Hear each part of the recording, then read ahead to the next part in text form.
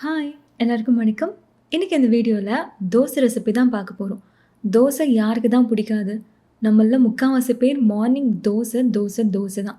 அதுவும் நம்ம சாப்பிட்ற தோசையில் ப்ரோட்டீனும் இருந்தால் வேணான்னா சொல்லுவோம். ராஜ்மா வச்சு தோசை எப்படி பண்ணுறதுன்னு பார்க்கலாமா? அதுக்கு ஒரு கிளாஸ் அளவுக்கு நான் ராஜ்மா எடுத்துருக்கிறேன். ராஜ்மா வந்து 2 விதமான கலரில் இருக்கும். இது வந்து ஒயிட். உங்ககிட்ட ரெட் கலர் அவைலபிளாக இருந்தால் நீங்கள் அது கூட யூஸ் பண்ணிக்கலாம். 1 கிளாஸ் அளவுக்கு ராஜ்மா சேர்த்துக்கோங்க. அதே கிளாஸில் குதிரைவாலி அரிசி 1 கிளாஸ் அளவுக்கு சேர்த்துக்கோங்க. உளுந்தம்பருப்பு 1/2 கிளாஸ், 1/4 ஸ்பூன் வெந்தயம் சேர்த்துக்கோங்க. இப்போ இது எல்லாத்தையும் நல்லா வாஷ் பண்ணிவிட்டு எடுத்துகிட்டு வந்துடலாம். இப்போ தண்ணி சேர்த்து நம்ம வந்து ஓவர் நைட் ஊற வைக்கணும். ஏன்னா அந்த ராஜ்மா நல்லா ஊறி வரணும், மில்லட்ஸுமே ஊறணும். அதனால் ஓவர் நைட் இல்லைன்னா ஒரு 7 மணி நேரத்துக்கு ஊற விட்டு எடுத்துக்கோங்க. நான் வந்து ஓவர் நைட் தான் ஊற விட்டுருந்தேன். பாருங்கள் நல்லா ஊறி வந்திருக்கு. இப்போ இந்த தண்ணியை நம்ம ஃபில்டர் பண்ணிவிட்டு இது ஒரு மிக்ஸி ஜாருக்கு நம்ம ட்ரான்ஸ்ஃபர் பண்ணிக்கலாம்.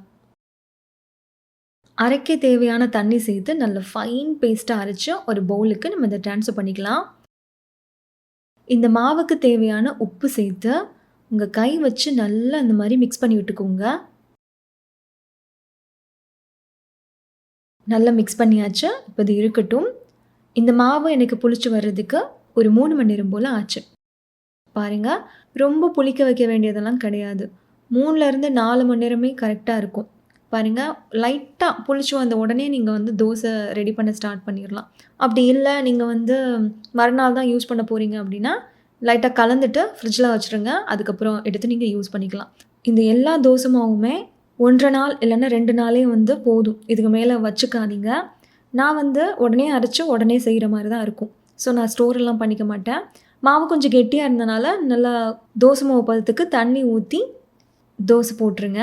ஆயில் ஸ்ப்ரே பாட்டில் இந்த மாதிரி ஒன்று வாங்கி வச்சுக்கோங்க.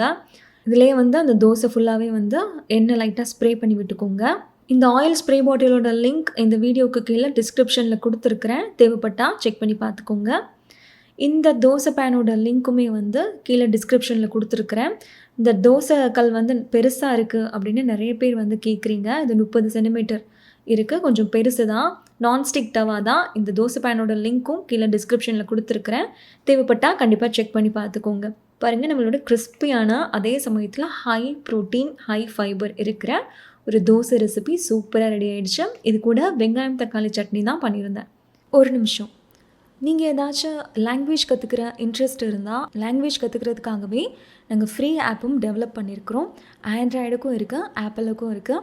ரெண்டுத்துக்கும் லிங்க் வந்து இந்த வீடியோக்கு கீழே டிஸ்கிரிப்ஷனில் கொடுத்துருக்குறேன். உங்களுக்கு லாங்குவேஜ் கற்றுக்கிறதுல இன்ட்ரெஸ்ட் இருந்தால் கண்டிப்பாக செக் பண்ணி பாருங்கள். கொண்டக்கடலை வச்சு ரொம்பவும் டேஸ்டான, பசங்களுக்கு பிடிச்ச மாதிரி நல்லா கிறிஸ்பியாக அதே சமயத்தில் ஹெல்த்தியாக எப்படி பண்ணுறதுன்னு பார்க்கலாமா? அதுக்கு 1 கிளாஸ் அளவுக்கு ஒயிட் கொண்டக்கடலை எடுத்துக்கோங்க. அது ஒரு பவுலில் சேர்த்துடலாம். அதே கிளாஸில் 1 கிளாஸ் அளவுக்கு குயினோவா சேர்த்துக்கோங்க.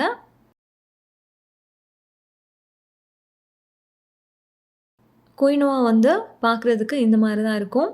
குயினோவா வச்சு ரெசிபீஸ் போடுங்கன்னு நிறைய பேர் கேட்டிங்க. அதனால் அவங்களுக்காகவே இந்த ரெசிபி.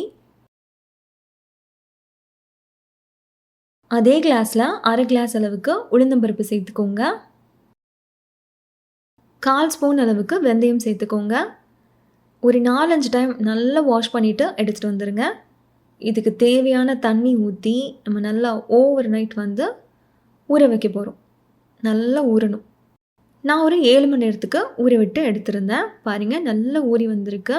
அந்த கொண்டக்கடலெல்லாம் நல்லா ஊறி வந்திருக்கு. இப்போ அந்த தண்ணியை நம்ம ஃபில்டர் பண்ணிவிட்டு இது ஒரு மிக்ஸி ஜாருக்கு நம்ம ட்ரான்ஸ்ஃபர் பண்ணிக்கலாம். அரைக்க தேவையான தண்ணி சேர்த்துக்கோங்க. நல்லா ஃபைன் பேஸ்ட்டாக அரைச்சி இது ஒரு பவுலுக்கு நம்ம ட்ரான்ஸ்ஃபர் பண்ணிக்கலாம். இந்த மாவுக்கு தேவையான உப்பு சேர்த்து உங்கள் கை விட்டு நல்லா மிக்ஸ் பண்ணி விட்டுக்கோங்க. இந்த மாவு வந்து சீக்கிரமாகவே புளிச்சு வந்துருச்சு. ஒரு 3 மணி நேரத்துலேயே எனக்கு இந்த மாதிரி புளிச்சு வந்துருச்சு. பாருங்களேன், நல்லா மாவு ஃபுல்லாக வெளியெல்லாம் கொட்டி நல்லாவே புளிச்சு வந்துருச்சு. ஸோ நீங்கள் பார்த்துக்கோங்க. ஒரு 2 மணி நேரம் ஆயிடுச்சு அப்படின்னாலே புளிச்சிருச்சா இல்லையான்னு ஒன்ஸ் நீங்கள் வந்து பார்த்துக்கோங்க. மாவு புளிச்சதுக்கப்புறமா தோசை மாவு பதத்துக்கு மாவை லைட்டாக ரெடி பண்ணிவிட்டு அதுக்கப்புறம் நல்லா சூடான தோசை பேனில் நீங்கள் தோசை போட்டு எடுத்திங்கன்னா நல்லா கிறிஸ்பியான தோசை சூப்பர் டேஸ்ட்டில் ரெடி ஆயிடும். அந்த கொண்டக்கடலை வந்து அங்கங்கே கொஞ்சம் அரைப்படாமல் இருந்துச்சு. அதுதான் உங்களுக்கு அப்படி தெரியுது, வேறு ஒன்றும் கிடையாது. 2 பக்கமும் இந்த மாதிரி திருப்பி போட்டு நல்லா கிறிஸ்பியாக தோசை போட்டு எடுங்க. பசங்களுக்கும் ரொம்ப பிடிக்கும். அவ்வளோ டேஸ்ட்டாக இருக்கும். கண்டிப்பாக ட்ரை பண்ணி பாருங்கள். இதுக்கு சைட் டிஷ்ஷாக உருளைக்கிழங்கு தொக்கு தான் பண்ணியிருந்தேன். காம்பினேஷன் சூப்பராக இருந்துச்சு. ஒரு நிமிஷம். நிறைய பேர் வந்து என்னோட ஹைட்டுக்கு எவ்வளோ வெயிட் இருக்கணும் அப்படின்னு கேட்குறீங்க. அதுக்காகவே நாங்கள் ஒரு ஆப் டெவலப் பண்ணியிருக்கிறோம். ஆப்போட பேர் வந்து மெஷர் வெல். இந்த வீடியோக்கு கீழே டிஸ்கிரிப்ஷனில் அந்த ஆப்போட லிங்க் இருக்குது. ஃபஸ்ட்டு கமெண்டில் உங்களுக்கு பின்னும் பண்ணுறோம், செக் பண்ணி பார்த்துக்கோங்க. பச்சை பயிறு வச்சு ஒரு ஹெல்தியான தோசை ரெசிபி எப்படி பண்ணுன்னு பார்க்கலாமா? அதுக்கு 1 கிளாஸ் அளவுக்கு பச்சை பயிறு எடுத்துக்கோங்க. அதே கிளாஸில் 1/2 கிளாஸ் அளவுக்கு பார்லி அரிசி எடுத்துக்கோங்க. இப்போ இதை நல்லா வாஷ் பண்ணிட்டு வந்துடலாம். இதில் நம்ம வெந்தயம், உளுந்து எதுவுமே சேர்க்க போகிறது கிடையாது. இது 2 போதும். இப்போ இதுக்கு தேவையான தண்ணி ஊற்றி நம்ம வந்து ஒரு 7 மணி நேரத்துக்கு அப்படியே ஊற விட்டுடலாம். ஏன்னா அந்த பார்லியும் நல்லா ஊறி வரணும். அதனால் ஒரு 7 மணி நேரத்துக்கு நம்ம நல்லா ஊற விட்டு எடுத்துக்கலாம். பாருங்கள், நல்லா ஊறி வந்திருக்கு. இதை அப்படியே ஓரமாக வச்சிடலாம். இப்போ ஒரு மிக்ஸி ஜாரில் காரத்துக்கு ஏற்ற மாதிரி பச்சை மிளகாய் சேர்த்துக்கோங்க. நான் ஒரு பச்சை மிளகாய் சேர்த்துருக்கிறேன். 2 சின்ன துண்டு இஞ்சி சேர்த்துக்கோங்க. ஒரு கொத்து கருவேப்பிலை சேர்த்துக்கோங்க. மல்லி இலை கொஞ்சம் போல் சேர்த்துக்கோங்க. சீரகம் 1/2 ஸ்பூன் சேர்த்துட்டு நம்ம ஊற வச்ச அந்த பருப்பு இருக்கு இல்லையா, அதை தண்ணி வடிச்சிட்டு இதில் சேர்த்துக்கோங்க. பெருங்காயம் கொஞ்சம் போல் சேர்த்துக்கோங்க. உப்பு இந்த மாவுக்கு தேவையான அளவுக்கு சேர்த்துக்கோங்க. தண்ணி அரைக்க தேவையான அளவுக்கு சேர்த்துட்டு நல்லா ஃபைன் பேஸ்ட்டாக அரைச்சி இது ஒரு பவுலுக்கு நம்ம ட்ரான்ஸ்ஃபர் பண்ணிக்கலாம். இது வந்து புளிக்கணும் அப்படிங்கிற எந்த அவசியமே கிடையாது. இன்ஸ்டண்ட்டாக நீங்கள் செஞ்சிடலாம். பாருங்கள், மாவு ரெடியாக இருக்குது. கொஞ்சம் கெட்டியாக இருந்தனால நான் லைட்டாக தண்ணி சேர்த்து தோசை மாவு பதத்துக்கு ரெடி பண்ணிக்கிட்டேன். இந்த மாவில் நீங்கள் உடனே வந்து தோசை ரெடி பண்ண ஆரம்பிச்சிடலாம். நான் ஒரு 10 நிமிஷத்துக்கு மட்டும் ரெஸ்ட்டில் விட்டுருந்தேன். இதுக்கு சைட் டிஷ் ரெடி பண்ணிவிட்டு அதுக்கப்புறம் தோசை ஊற்ற ரெடி பண்ணிவிட்டேன். ஒரு 10 நிமிஷத்துக்கு மட்டும் மாவு அப்படியே வச்சுருந்தேன். பாருங்கள், நல்லா தோசை பேன் சூடானதுக்கப்புறமா தோசை போட்டு எடுத்திங்கன்னா அவ்வளோ அருமையாக வரும்.